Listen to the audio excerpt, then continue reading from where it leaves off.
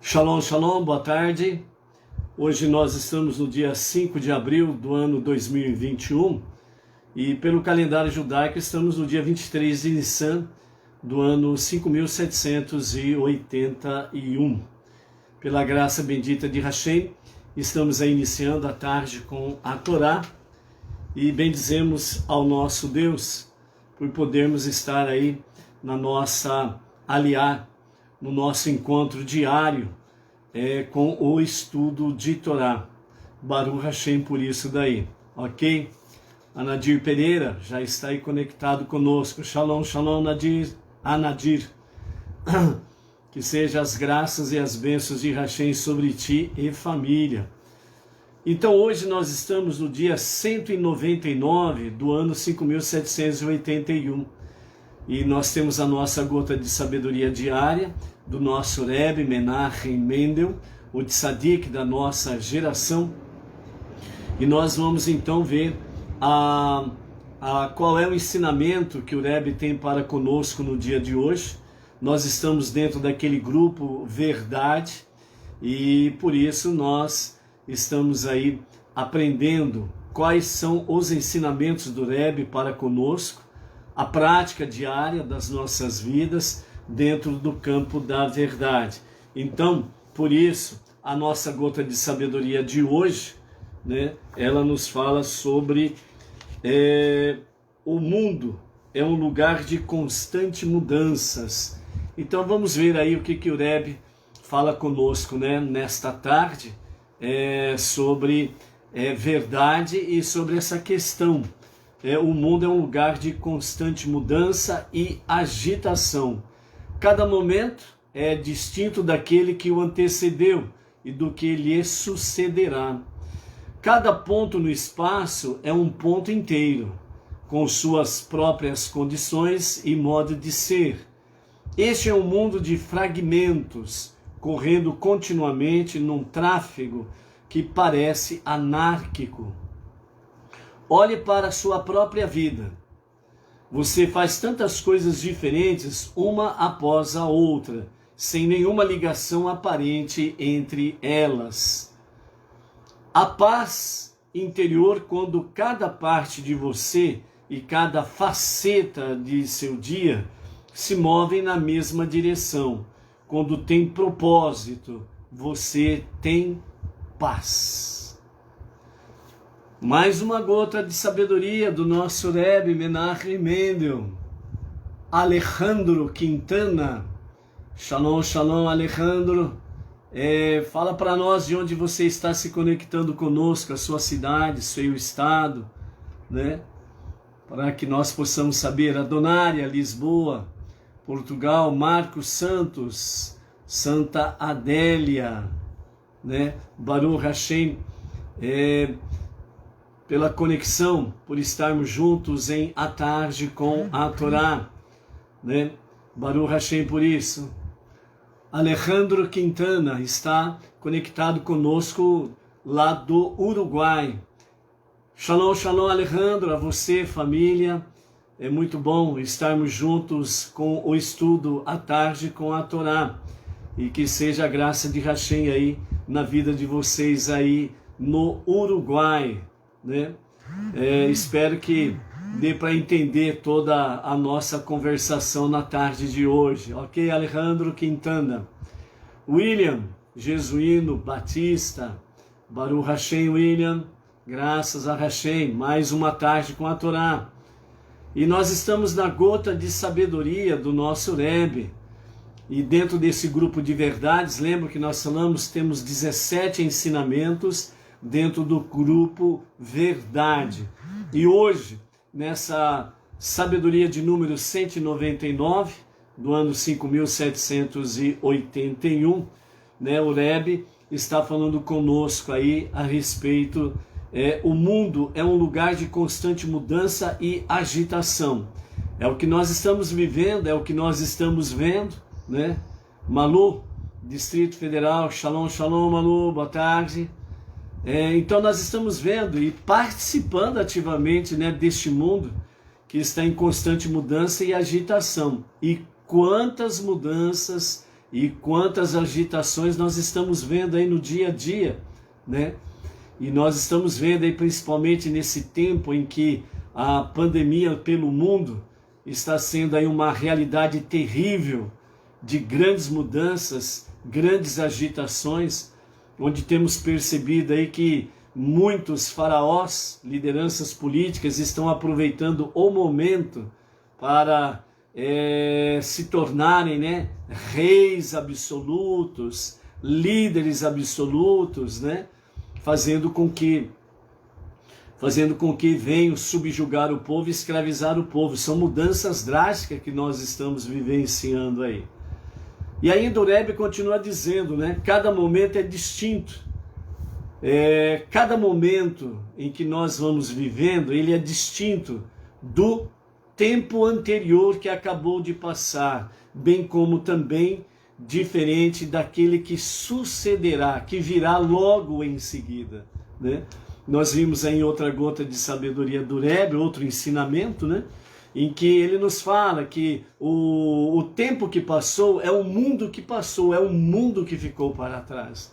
Por isso aqui nós temos, cada momento é distinto daquele que o antecedeu e do que lhe sucederá.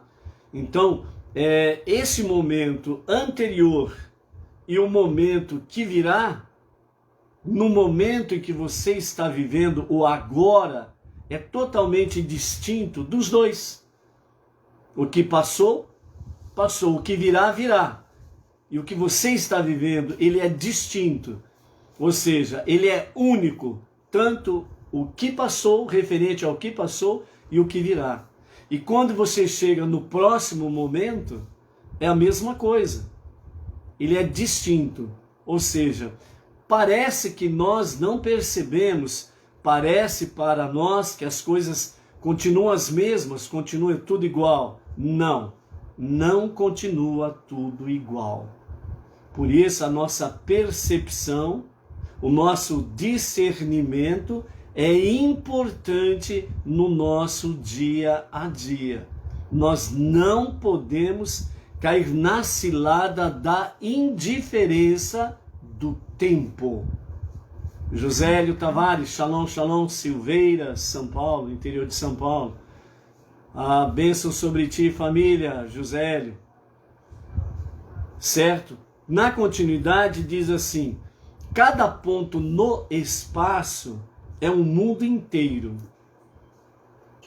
Cada ponto no espaço é um mundo inteiro. Ou seja, você é um ponto nesse espaço. E, portanto, o seu mundo, o mundo seu, ele é inteiro. Outra pessoa é um outro ponto no espaço. É outro mundo. Olhando dentro do universo, nós podemos também vislumbrar a mesma coisa. Quando você vê um ponto no universo, no espaço sideral, você vê lá o planeta Terra. É um mundo. Depois você vê lá os outros planetas, cada um é um mundo.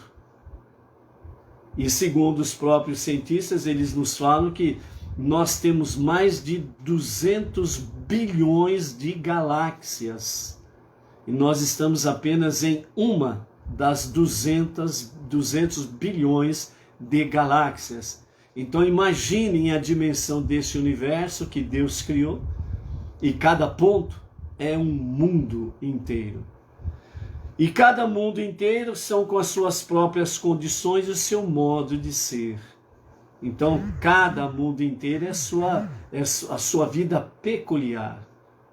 Lembra da nossa gota de sabedoria, do nosso ensinamento do Rebbe de ontem, onde nos fala, no seu mundo só existe o seu Criador e você. E no teu vizinho só existe o Criador dele e ele. E cada um é um ponto de um mundo inteiro dentro deste planeta, que é um ponto dentro deste universo de mais de 200 bilhões de galáxias. Este é o nosso Deus. Este é o nosso Criador. Por isso, Hashem, ele é o que ele é. Antes dele, depois dele, nenhum Deus se formou. Portanto, não há nenhum Deus comparado a ele. Nada e ninguém pode ser comparado a Hashem Echad, aquele que é um, único, não é divisível, ou seja, ele não é dois e nem três, ele é um e único.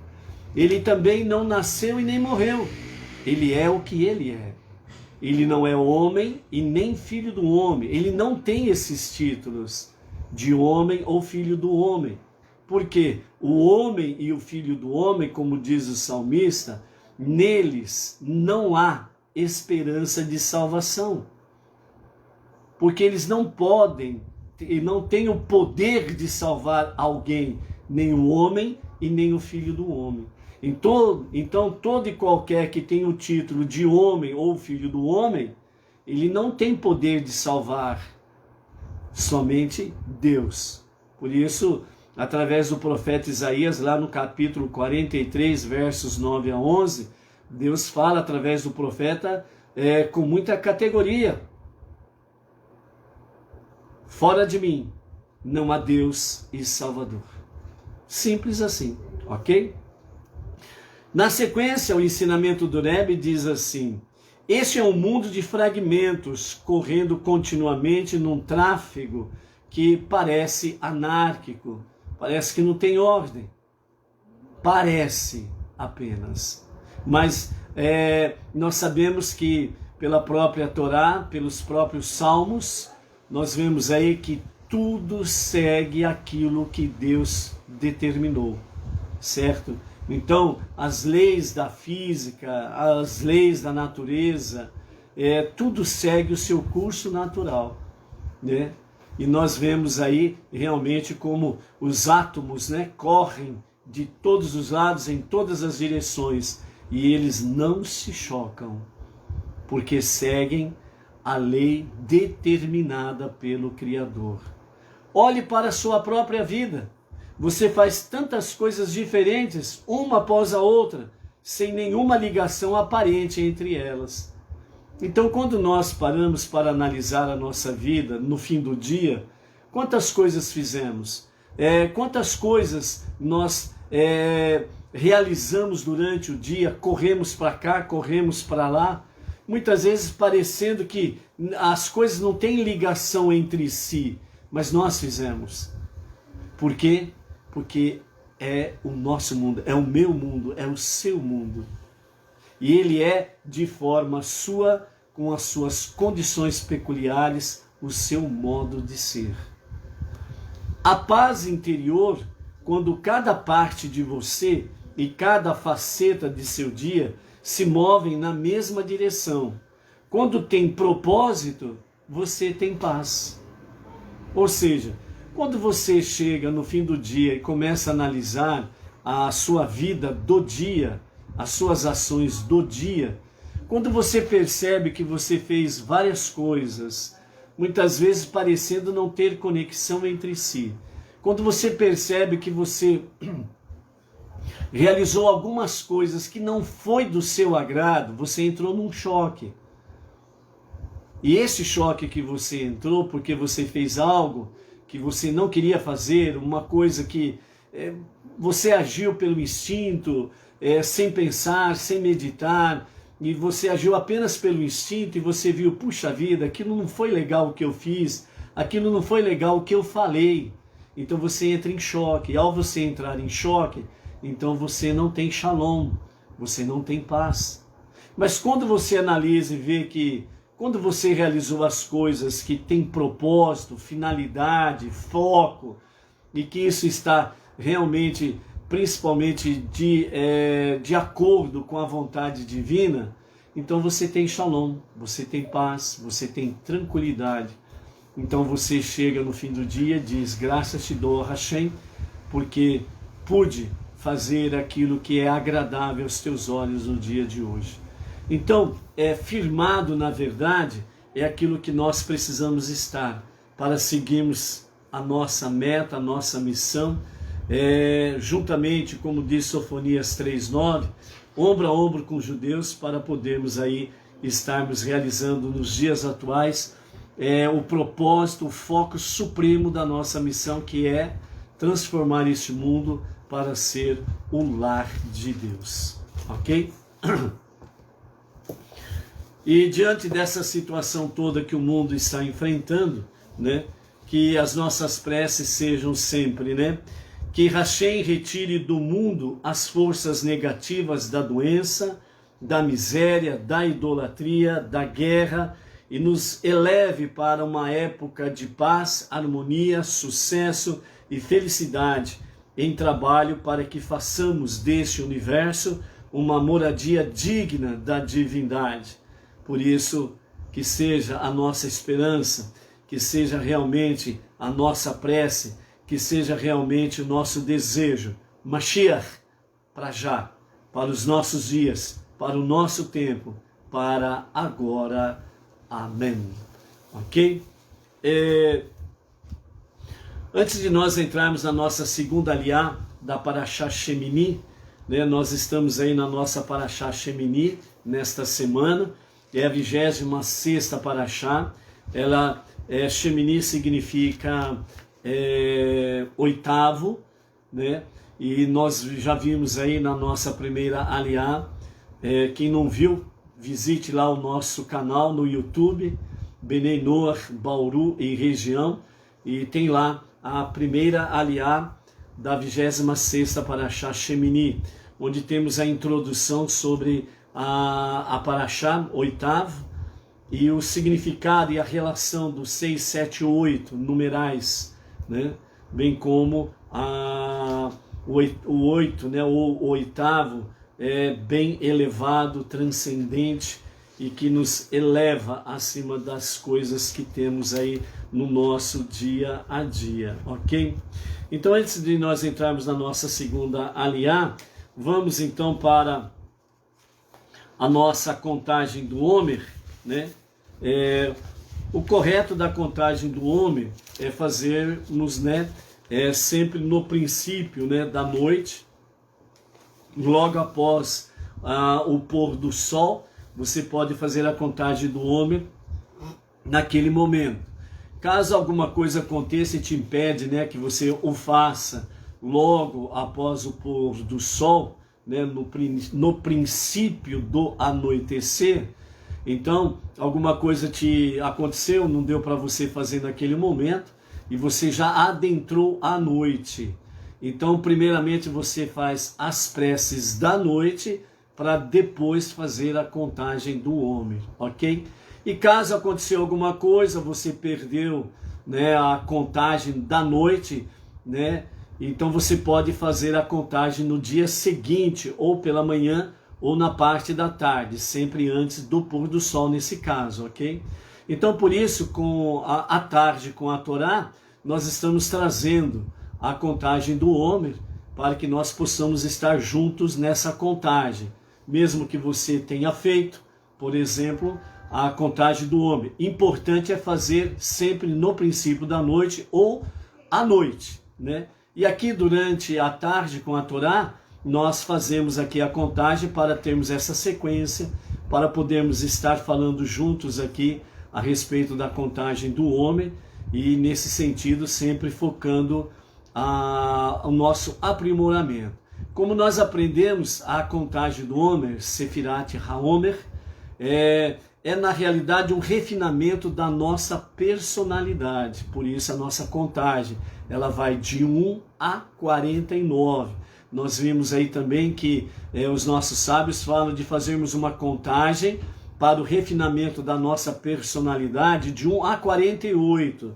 E no 49º dia, uma dedicação pessoal, né, de santidade, para que no 50º dia, que é a outorga da Torá, a entrega da Torá, nós possamos de fato, né, nós estaremos fazendo o recebimento da Torá junto com o povo judeu, nesse sentido aí, ok?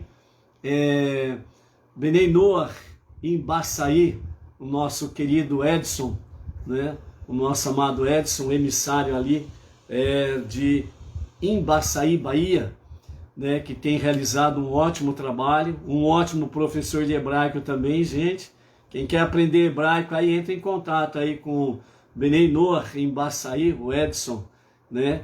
E veja com ele aí como aprender o hebraico. Um excelente professor também, né? E tem realizado um ótimo trabalho ali em Baçaí e entre os emissários, né, do movimento Benei Noah Brasil, tem trazido aí grandes colocações, aprendizados para somar com os demais emissários, junto com o nosso Rav Yaakov Geranstadit, né? Então, Baruch Hashem por isso daí. E dentro do Sefirat HaOmer, amados, né, os nossos sábios falam que durante esses 49 dias nós temos uma viagem a realizar em 49 etapas. E nessas 49 etapas nós vamos aí fazendo uma viagem, não lá para Embaçaí, lá para a Bahia não, né? Não vamos estar fazendo aí uma viagem lá para o Uruguai, lá do nosso Alejandro. Não vamos estar fazendo uma viagem lá para Lisboa, lá na Donária, né? Que está lá em Lisboa, conectados conosco, né? Não estaremos fazendo uma viagem lá para o Japão, lá com o casal, a Fátima e o Oswaldo Sato, né? Não estaremos fazendo nenhuma viagem aí para Minas Gerais, Paraná, interior de São Paulo, né? Pará, Belém, por exemplo, também, né? Mas aqui os nossos sábios falam que nós vamos empreender uma viagem dentro da nossa própria personalidade, né? Fazendo um refinamento e fazendo um aperfeiçoamento nas nossas áreas distintas das emoções. Esta é a nossa viagem durante esses 49 dias da contagem do Homer, né? Então, por isso, cada dia, cada sefirá, cada contagem, ela abrange uma área específica de crescimento e exercícios para uma mudança positiva, ok? Então hoje, vamos contar hoje o nosso Homer, né? Então, vamos lá. Conte hoje, são 8 dias que perfazem uma semana e um dia de Homer. Hoje nós estamos em Hesed Shebegevurah, que significa bondade na disciplina.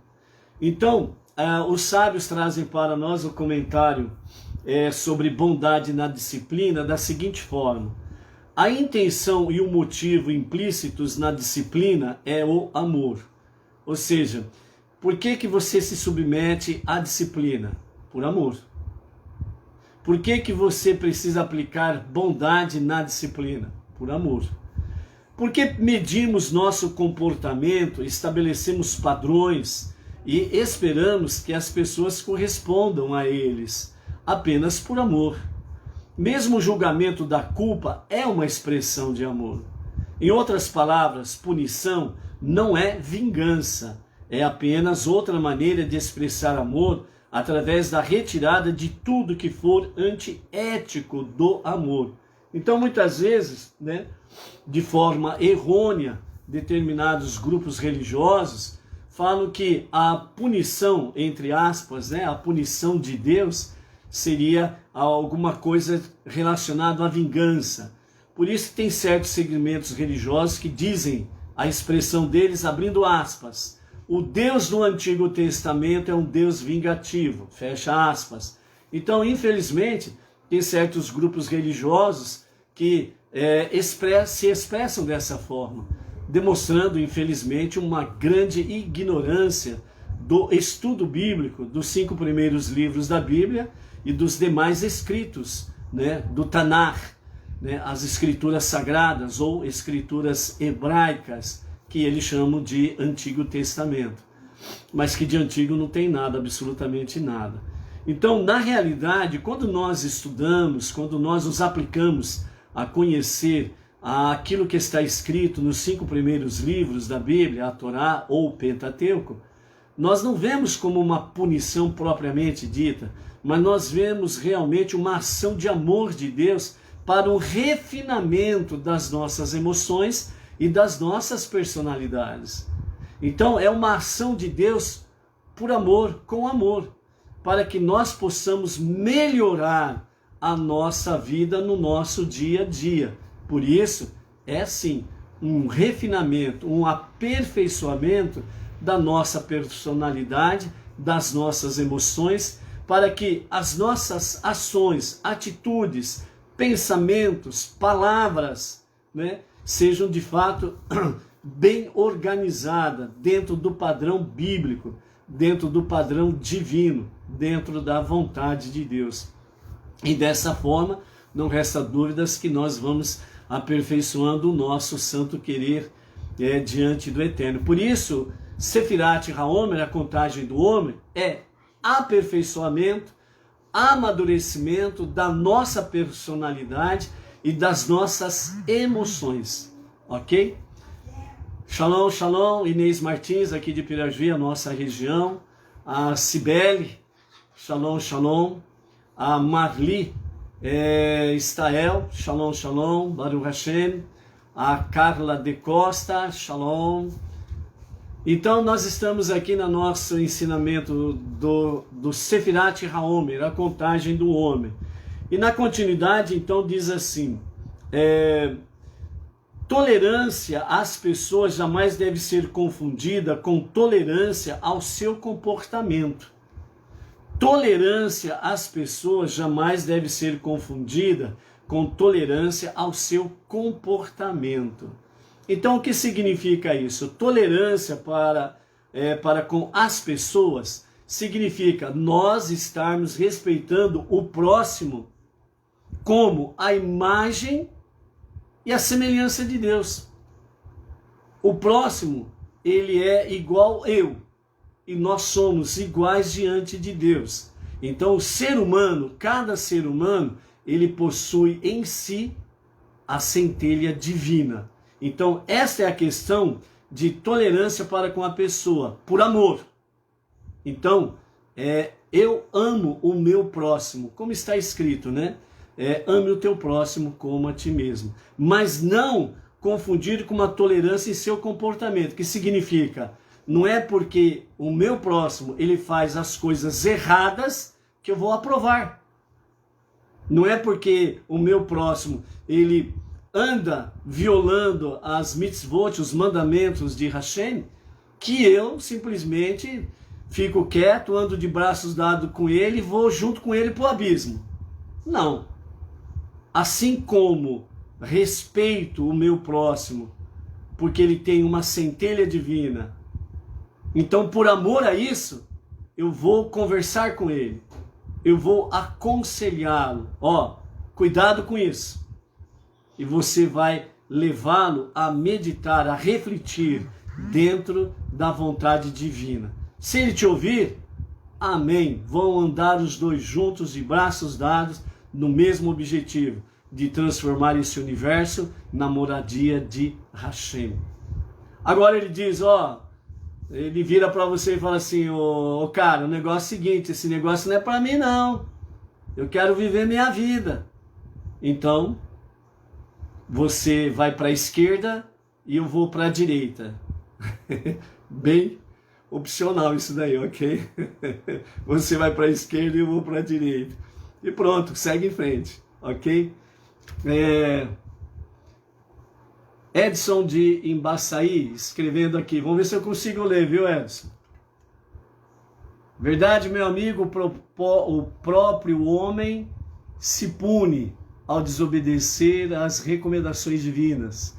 Se Deus ensina como viver bem e o homem não segue, ele se pune com a consequência da desobediência.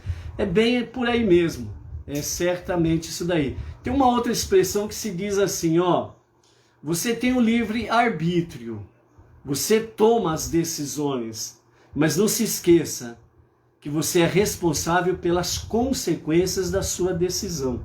Dependendo da sua decisão, você acaba sendo prisioneiro das consequências da sua decisão. Lembra que um dos ensinamentos do Rebbe anterior, dentro do grupo aqui, Libertando-se, que foi o grupo anterior dos ensinamentos do Rebbe, ele diz: não seja prisioneiro de si mesmo, que significa o quê? Prisioneiro do seu ego, prisioneiro do seu próprio livre arbítrio, que é algo magnífico que Deus deu a cada um de nós. O livre arbítrio, ele é magnífico. Por quê? Porque quando eu decido servir a Deus, eu o faço por amor. Por isso que esse livre-arbítrio se torna magnífico. Mas quando eu uso o livre-arbítrio e digo não a Deus e às suas mitzvot, os seus mandamentos, se torna para mim algo muito amargo. E aí se cumpre aquela questão, você se torna escravo, prisioneiro de si mesmo. Então, sejamos sábios nas nossas decisões. Por isso, aqui nos fala dentro desse contexto do aprendizado da contagem de Homer, né? Tolerância às pessoas jamais deve ser confundida com tolerância ao seu comportamento. Pelo contrário, amor pelas pessoas inclui o desejo de que elas sejam o melhor possível, ajudando-as então a se conscientizarem de nada menos que um comportamento perfeito. Ou seja, o comportamento perfeito é o nosso alvo, é o nosso objetivo. Enquanto não chegarmos nesse comportamento perfeito, nós não podemos parar, temos que seguir em frente, né? É a mesma coisa que o povo, quando saiu do Egito, qual era o objetivo, qual era o foco, qual era o alvo? A terra prometida. Quando eles ficaram encurralados entre um mar de juncos, que a tradução traz como mar vermelho de uma forma errônea, o correto é mar de juncos, né? Então, eles ficaram encurralados entre o mar de juncos e o exército egípcio. E aí, Moshe fez a sua prece a Hashem. E Hashem disse: Moshe, por que você está fazendo prece agora? Agora não é hora de fazer prece. Agora é hora de agir. É hora de seguir em frente. Diga ao povo para marchar. Diga ao povo para ir em frente. Por quê? Porque vocês não chegaram no objetivo. Vocês não chegaram lá. A terra prometida. Né? Então o que aconteceu? Homens que tomaram posse da palavra se lançaram ao mar. Eles entenderam a mensagem divina, que era o quê? Deus fez a promessa que vai nos conduzir até a terra prometida. O mar está diante de nós, não tem problema. A promessa de Deus é maior do que o mar. Se nós temos que atravessar o mar a nado, nós vamos atravessar em segurança e vamos chegar do outro lado em segurança. Então esses primeiros homens se lançaram ao mar, com essa ousadia de confiança na promessa de Hashem. E quando a água estava pelo pescoço, o que aconteceu? Deus então abriu o mar e o povo passou em terra seca, através de 12 túneis, transportando as 12 tribos para o outro lado do mar em segurança. Certo? Então, essa é a mesma questão. Então, nosso objetivo é o comportamento perfeito. Enquanto não chegarmos lá, aconteça o que acontecer, sejam os obstáculos que estiverem diante de nós, vamos em frente. Podem ter faraós diante de nós, exércitos do faraó diante de nós. Aliás, o que não falta hoje em dia são faraós, né? Nós estamos vendo tantos ditadores por aí, querendo escravizar, oprimir e fazer com que o povo perca realmente o direito de vida, o direito de viver. Então, faraós não são nada para nós. Temos uma promessa. Vamos seguir em frente. Hesed de Gevurah, ou seja, bondade na disciplina. É o amor na disciplina, consciência do amor intrínseco que permeia a disciplina e o julgamento. É o reconhecimento de que sua disciplina pessoal e a disciplina que você espera de outros é apenas uma expressão de amor. É o sentimento de que não temos direito de julgar os outros, apenas temos o direito de amá-los. E isso inclui querer que eles sejam o melhor possível. Então, o nosso amor para com o próximo, ele tem que ser o melhor possível. Não é uma questão de julgar o próximo. Nós não estamos aqui para julgar o próximo. Isso os sábios além da Torá, os sábios nos falam isso. E o nosso Rebbe Menachem Mendel também afirmou muito isso daí. Nós não estamos aqui para julgar ninguém, nós estamos aqui para amar o nosso próximo e ajudá-los a ser melhor possível a cada dia do seu viver, para podermos sempre estarmos juntos, ok?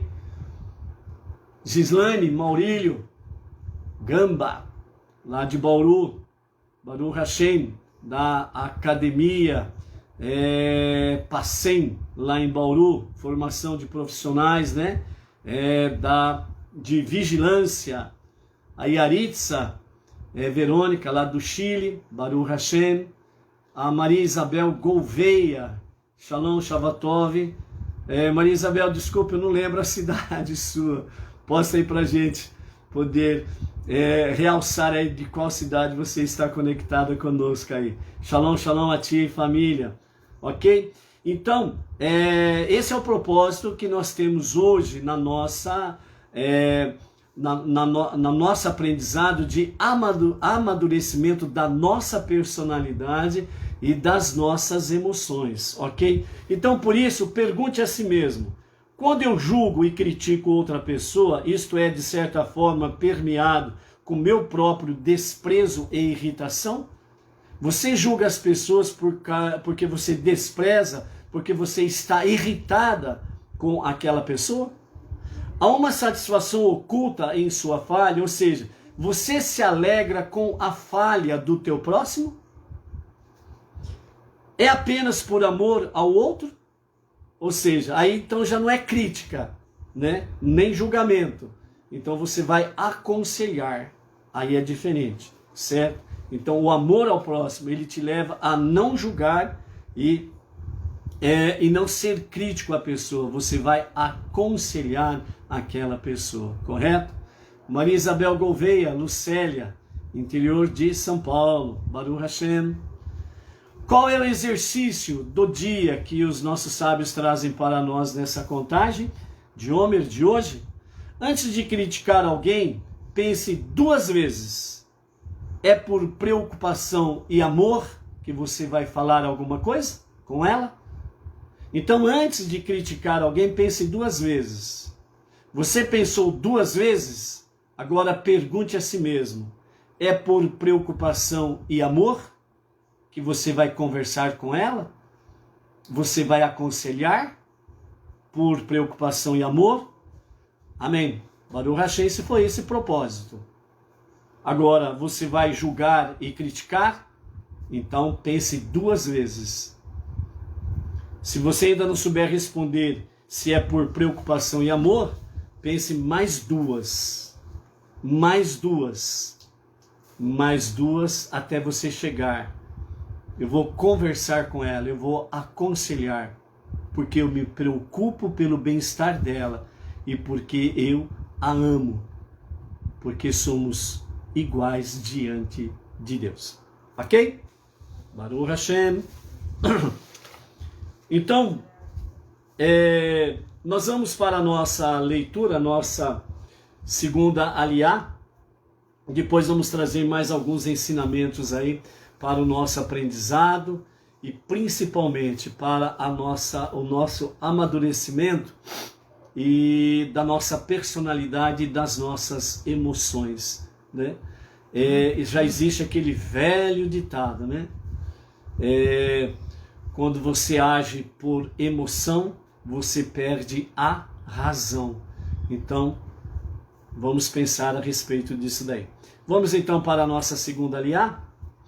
Está no capítulo 9 de Levítico, e nós vamos ler do verso 17 até o verso 23, né? Nós estamos aqui dentro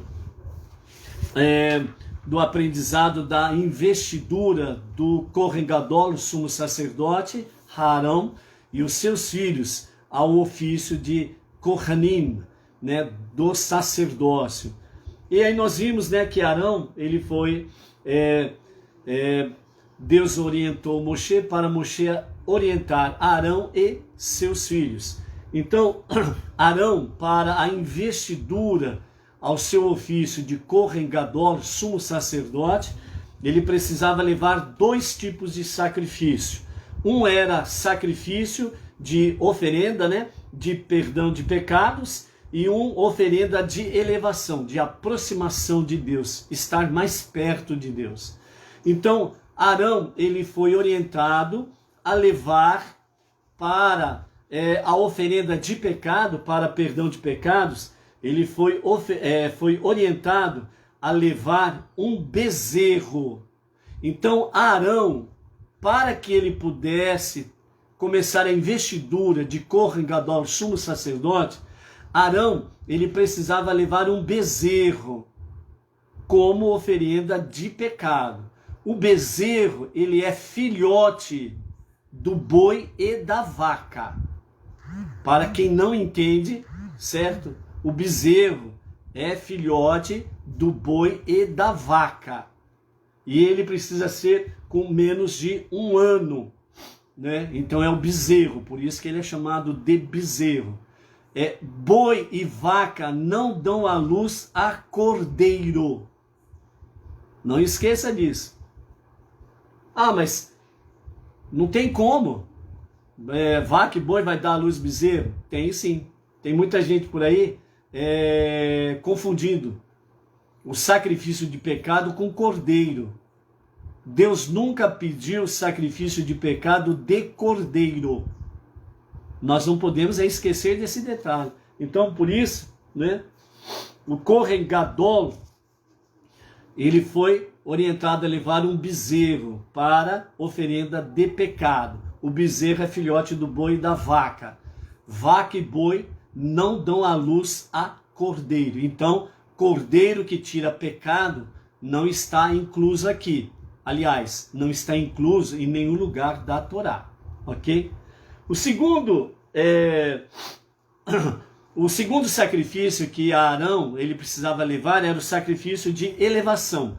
Então a oferenda de elevação de Arão era um carneiro. Então esse carneiro ele era para elevação. Era um sacrifício agradável a Deus porque era elevação, aproximar-se mais de Deus. Depois, nessa questão desse cerimonial que estava ali envolvendo Arão e seus filhos, o povo também precisava levar oferendas. Então, o que Deus pediu para Moshe orientar o povo, para que eles levassem como sacrifícios. Então, Deus disse, Moshe levou o conhecimento ao povo, dizendo, vocês, povo, isso então é o povão, já não é mais o Kohen Gadol e os Kohanim, mas o povão. Então, o povão precisava levar oferenda de pecado, oferenda de elevação, outra oferenda de elevação, mais uma oferenda de paz, mais uma oferenda de paz e oferenda de farinha. Então eles precisavam levar 6 oferendas nesse cerimonial da investidura do sacerdócio de Arão e seus filhos. Então, oferenda de pecado, o que Deus pediu para o povão levar como oferenda de pecado. Então disse Deus a Moshe, e Moshe falou para o povo, vocês trarão uma oferenda de pecado, um bode. Um bode. Para o povo foi pedido o bode como oferenda de pecado. Para a oferenda de elevação, um bezerro, o povo tinha que levar um bezerro como oferenda de elevação. Outra oferenda de elevação, a segunda oferenda de elevação, lembrando que a oferenda de elevação é uma oferenda voluntária. Por quê? Porque eu desejo me aproximar de Deus. Nessa segunda oferenda, Deus pediu um cordeiro. Cordeiro para elevação, não para perdão de pecados. Esse cordeiro aqui era uma oferenda para elevação, ok? Depois uma oferenda de paz, um boi. Uma oferenda de paz, uma segunda oferenda de paz, um carneiro. E depois uma oferenda de farinha, que eram pães não fermentados. Vejam bem que pães não fermentados também era uma oferenda para Deus. Então, por isso, na sequência aqui, né, da nossa aliá de hoje, capítulo 9, verso 17 a 23, nessa continuidade da investidura do sacerdócio. Então diz, e ele, com os comentários de Irache, e ele apresentou a oferenda de farinha, encheu sua palma com um punhado dela e queimou-a sobre o altar conforme ordenado. Ele executou todos esses ritos após a oferenda de elevação matinal, que Moisés já ofertara. Abateu o boi e o carneiro como oferenda de paz do povo. Os filhos de Arão coletaram seu sangue em vasilhas e entregaram-lhe o sangue nessas vasilhas como pronto, né, para ser aplicado sobre o altar. E ele tomou deles e o aspergiu sobre os cantos nordeste e sudoeste do altar, de modo que se considerou que o sangue estava ao redor do altar. E eles também ofertaram as gorduras e as partes a elas associadas do boi e do carneiro, inclusive a cauda do carneiro, a gordura que cobre as vísceras e os rins e o diafragma como parte do fígado.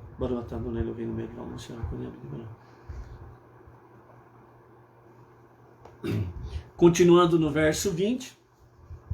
Depois de agitar as gorduras, peitos e pernas, finalidade para a qual os peitos e pernas estavam em cima das gorduras, eles atiraram essas partes do animal à mão de outro sacerdote, e assim colocaram as gorduras em cima dos peitos, e Arão queimou as gorduras sobre o altar. Antes disso, Arão já agitara os peitos e a coxa direita, como oferenda agitada diante de Deus, conforme Moisés ordenara. Tendo concluído os ritos especiais deste dia, Arão, ainda de pé em cima do altar, levantou suas mãos em direção ao povo e o abençoou, adaptando, né, o texto da bênção sacerdotal, que só seria daqui, pela contagem desse dia, desse momento, mais um mês pela frente, teremos aí a bênção sacerdotal com seus detalhes. Há circunstâncias singulares dessa data. Ele disse, sabemos que a presença de Deus só pode habitar nesse tabernáculo se ele nos tiver perdoado sobre o incidente do bezerro de ouro. Visto que eu desempenhei um papel central naquele incidente, seu perdão a todos nós depende de ele, o Eterno, me perdoar, disse Arão. Portanto, para inaugurar o tabernáculo e seus ritos, não basta que eu vos abençoe, pois enquanto não soubermos que ele me perdoou, não posso obter o pagamento, ou apagamento, melhor dizendo, desse pecado coletivo. Assim, tenho de suplicar ao próprio Deus que vos abençoe e vos guarde, que Deus faça brilhar o seu rosto sobre vós e vos agracie com sua presença, em consequência de sua parcialidade para conosco, perdoando-vos o pecado do bezerro de ouro, e desse modo vos concedendo paz. Então ele desceu do altar, depois de ofertar a oferenda de pecado, a oferenda de elevação e a oferenda de paz. Contudo, ainda não descera fogo do céu para consumir os sacrifícios. Arão achou que fosse culpa dele, pois por Deus não lhe haver perdoado completamente sua participação no incidente do bezerro de ouro. Ele queixou-se a Moisés, fiz tudo isso só porque me ordenaste. Tua intenção era envergonhar-me desse jeito?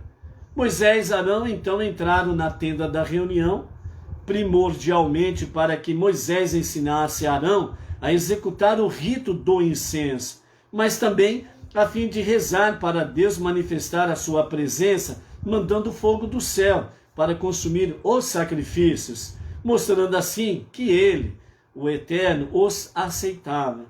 Então saíram e abençoaram o povo, primeiramente fazendo referência aos ritos de investidura que eles mesmos tinham executado durante a semana anterior, dizendo que a aprazibilidade do Senhor nosso Deus, sua presença repouse sobre nós em tudo que fizemos. Em seguida, dirigindo-se ao povo, concluíram: e por meio da execução desses ritos por Arão, que a presença divina repouse sobre a obra de vossas mãos, o tabernáculo. Quando terminaram de rezar e abençoar o povo, a glória de Deus finalmente apareceu a todo o povo, né? Então aqui nós encerramos a nossa segunda aliá. Dentro desse contexto aqui, observando que Arão, ele foi o centro do incidente do bezerro de ouro, o pecado da idolatria de ter construído um bezerro de ouro, a idolatria do bezerro de ouro. Deus perdoou a Arão. Quando ele foi investido, né, aqui nesses dias, a investidura de Kohen Gadol, o sumo sacerdote, tudo aquilo que Deus orientou Moshe, Moshe orientou Arão e seus filhos, ele fez. E até então, todos os sacrifícios que eram realizados, né, quando o fogo começava a queimar o sacrifício, então vinha fogo do céu e consumia o sacrifício completamente. Um sinal visível de que Deus aceitava o sacrifício e que era agradável a ele. Dentro desse escopo, Arão fez tudo. O sacrifício estava lá, mas o fogo do céu não desceu. Então Arão achou que ele não tinha sido perdoado. Então ele foi e queixou-se com Moshe. Moshe não respondeu nada para ele, apenas disse: vamos entrar na tenda da reunião. Vamos falar com Deus, vamos consultar a Deus. E quando eles entraram na tenda da reunião, o primeiro objetivo de Moshe era ensinar a Arão como que ele deveria fazer a questão do incenso, como que ele deveria queimar o incenso. O altar do incenso, né, ele era algo agradável a Deus e subia para Deus como um incenso suave às suas narinas. Então, Moshe, ele orientou o que Arão tinha que fazer. Ele aprendeu. Eles fizeram sua prece a Deus e saíram. Quando eles saíram, então, aí eles abençoaram o povo. Quando ele acabou de abençoar, quando eles acabaram de abençoar o povo, então aí veio o fogo do céu, consumiu os sacrifícios. E aí então foi mostrado a glória de Deus diante de todo o povo. Ou seja, Deus mostrou de forma visível que ele não somente tinha perdoado Arão, mas todo o povo. E bem como Deus estava mostrando claramente diante de todo o povo que ele estava aprovando a Arão e os seus filhos ao cargo do sacerdócio sobre o povo de Israel. Certo? Então, qual a lição que nós podemos tirar aqui? Certo? No momento de dúvida, busque a presença de Deus. Vá a Deus em prece, em oração. Faça a tua prece a Ele. Não se, vamos dizer assim, não se autocondene sem antes consultar a Deus. Fale com Deus. As suas preces diárias a Deus correspondem exatamente a esses sacrifícios diários a Deus. E principalmente depois da destruição do segundo templo em Jerusalém, no ano 69 da nossa era comum, pelas religiões romanas, pelo Império Romano, certo? Então os nossos sábios dizem que os nossos sacrifícios diários a Deus são as nossas preces, e que Ele não despreza a nossa techuvá, um coração quebrantado e um espírito contrito. É techuvá, é arrependimento e retorno a Deus. E nós não podemos, se Deus nos perdoa, nós não podemos ter aquela questão na nossa consciência dizendo: fui ou não fui perdoado. A partir do momento que você faz techuvá, arrependimento, retorno a Deus, conexão a Deus, pronto, é seguir em frente. É obedecendo, seguindo em frente e fazendo ombro a ombro junto com o nosso irmão mais velho, o povo judeu, o filho primogênito de Deus, o único filho primogênito de Deus, o povo judeu, preparando o mundo para ser o lar de Deus, transformando o mundo, para que rapidamente a revelação de Mashiach seja em nosso tempo, seja para os nossos dias, seja para agora. Amém? E vamos seguir em frente. Só fica parado, atolado, o caminhão que fica no meio da lama e fica patinando. Fica ali, fica atolado, fica patinando e não sai do lugar. Ou seja, se você fez techuvá, então você não está mais na lama. Você está num piso bem firme, num asfalto bem legal. E acelerando e seguindo em frente. Ok? Então é a nossa segunda aliá aqui, né? E vamos para algumas reflexões para ajudar-nos na nossa contagem de Homer e no nosso aprendizado aqui da nossa segunda aliá de Shemini. E um silêncio trovejante. Martin Niemöller era um pastor lá na Europa, um pastor evangélico. Então, ele diz para nós da seguinte forma: isso que esse pastor evangélico disse fez parte de uma palestra do nosso Rebbe Menachem Mendel na festividade de Purim em 1971. Então ele trouxe o Rebbe, ele trouxe o que esse pastor evangélico disse. Então abre aspas para Martin Niemöller, dizendo assim, aliás, ele era pastor evangélico na Alemanha, ok? Na Alemanha, primeiro eles foram atrás dos comunistas, os nazistas foram atrás dos comunistas. E eu não falei nada porque, afinal de contas, eu não era comunista. Então, logo em seguida, eles foram atrás dos judeus. E eu não falei nada porque, afinal de contas, eu não era judeu. Então, eles foram atrás dos sindicalistas.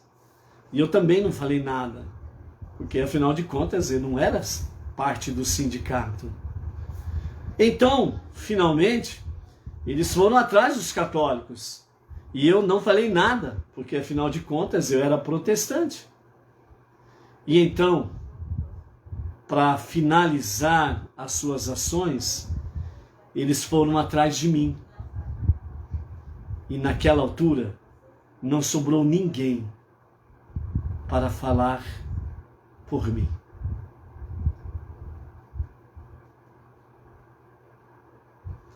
Um minuto de silêncio para pensar? Não. Um silêncio trovejante.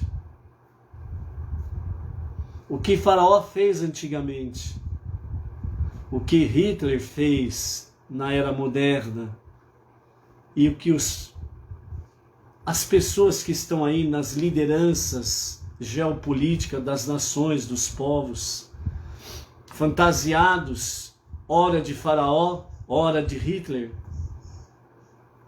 eles estão usando a mesma tática do Faraó, a mesma tática de Hitler. Primeiro, eles começam a perseguir pessoas que de uma forma mais contundente se manifestam contra eles, contra as suas ações. Depois que eles conseguem dominar esta categoria, eles partem para a segunda classe, um pouco menos resistente que a primeira. Depois que eles conquistam, dominam, subjugam, escravizam essa segunda classe, aí eles vão para a terceira classe, que é mais inferior do que as outras duas, em resistência. Depois que eles conquistam essa terceira categoria, eles vão para a quarta, depois vão para a quinta, até subjugar completamente o povo. e o povo comer na mão deles, se tornando escravos. Vejam o absurdo em que nós estamos chegando no nosso país, em que certo faraó ou Hitler está proibindo que as pessoas deem comida para os moradores de rua, para os mais pobres. Sabe o que isso significa, amados? Tempos de Sodoma e Gomorra.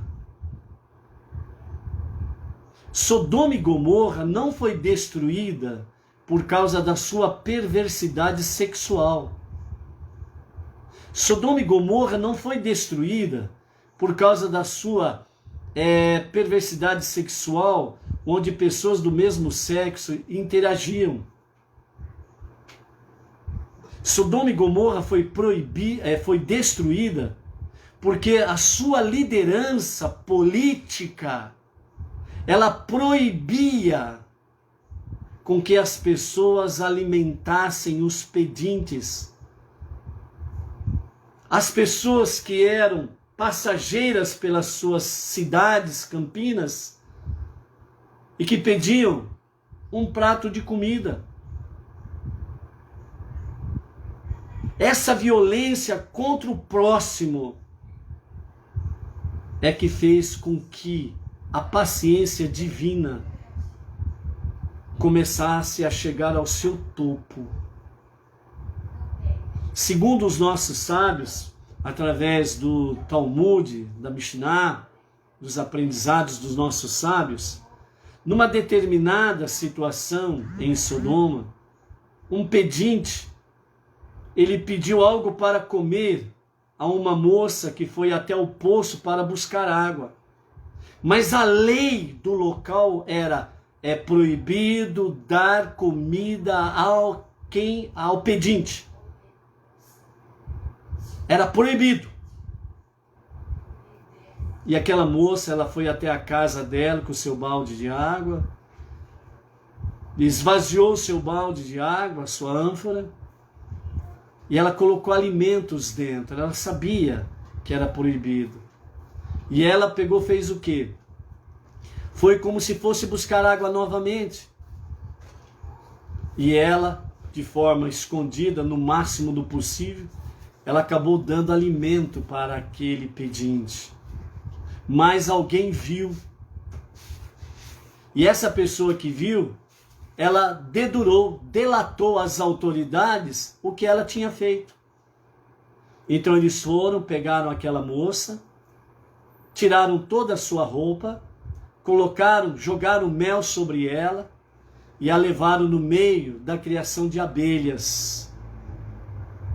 E aquela moça, ela morreu picada por milhares de picadas de abelhas, porque ela deu de comer a um pedinte. Nós estamos vendo no nosso país ditadores fantasiados, ora de Faraó, ora de Hitler, proibindo dar comida. Quando aquela moça estava morrendo pelas picadas das abelhas, ela clamou a Deus por justiça. E Deus ouviu o seu clamor. E Sodoma e Gomorra foram destruídos. Todas as suas campinas, as suas 4 cidades, por causa da violência contra o próximo, por roubar a dignidade do próximo, de poder ajudar alguém e essa pessoa ajudada ter a dignidade de poder se alimentar adequadamente. Sim, Marli Stael era uma das filhas de Ló. Era uma das filhas de Ló. E nós estamos vivendo os nossos dias nesse grande perigo. Se você, se eu, se nós não clamarmos a Deus por justiça, ela vai demorar para chegar. Por isso é inadmissível um silêncio trovejante, como foi o caso bem explicado desse pastor Martin Niemöller, lá na Alemanha, nos tempos do nazismo. Por isso, o nosso clamor é importante, para que esses ditadores sofram a justiça no tribunal divino, no tribunal celestial, para caírem por terra. Um outro fantasiado, ora de Faraó, ora de Hitler, e somou-se a isso o sistema do comunismo somado, né, nos tempos modernos aí do comunismo, que é a mesma linha de subjugar, oprimir, escravizar, matar o ser humano. Outro aí, fantasiado, ora de Faraó, ora de Hitler, ora de comunista, fechou tudo no seu estado, faliu inúmeras empresas, pequenos e médios negócios ruíram. Pessoas perderam seus empregos, seus salários, sua dignidade de levar o pão de cada dia para sua casa, oprimindo o povo. Agora aparece aí com cesta básica, dando às pessoas exatamente a tese comunista: oprimir o povo, subjugar o povo, tirar toda a dignidade dele, e depois lhe dê algumas migalhas, e eles comerão na tua mão e farão o que você quiser. Agora ele aparece aí distribuindo cesta básica no seu estado.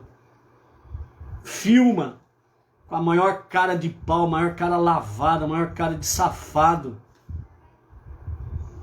mostrando que está fazendo uma grande coisa, dando a cesta básica, que está fazendo uma grande ação de bondade, e na realidade não está fazendo uma grande ação de bondade. Ele está colocando o seu plano em execução: escravizar o povo e comer na sua mão. Se o povo continuar nesse silêncio trovejante, então, como diz aqui o pastor Martin Niemöller, eles vão categoria por categoria, classe por classe, até chegar a você. Quando chegar a você, será tarde demais, porque não terá ninguém para lutar por você. Por isso, enquanto você pode lutar pela tua liberdade, lute. Enquanto você pode lutar pelo seu direito de viver, lute. As nossas armas estão nos 5 primeiros livros da Bíblia. Não podemos nos calar. Temos que levar avante, em frente, essa mensagem.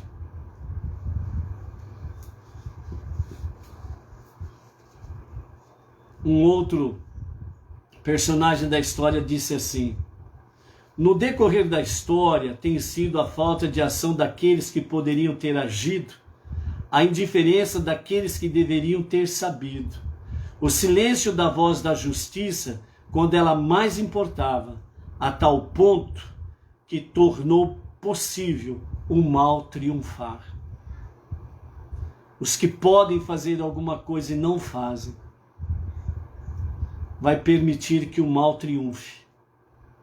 Por isso, não é tempo de se calar. Graças a Deus, que tem muitos juízes que estão sendo despertados para a verdade. Graças a Deus que estão aí muitas pessoas ligadas ao campo da justiça e alguns ligados ao campo da própria política, que estão trazendo aí realmente uma esperança do povo não ser escravizado pelos ditadores da nossa era moderna. Por isso, amados, clamar e clamar. e não vamos perder a oportunidade de poder realmente levar essa mensagem de liberdade, de luz, de esperança e de certeza que o Tribunal Celestial, ele, de fato, vai fazer justiça nos nossos dias para agora. Ok? Então essa é a nossa aliá de hoje, a nossa live de hoje. E amanhã às 14 horas nós estaremos aqui em À Tarde com a Torá. Consulte a Deus. Veja o que você pode fazer. E aquilo que Deus confirmar a ti, não deixe de fazer. O faça. O clamor é para todos. A ação, peça direção a Deus naquilo que deve ser feito. E faça. Shalom, shalom. Até amanhã.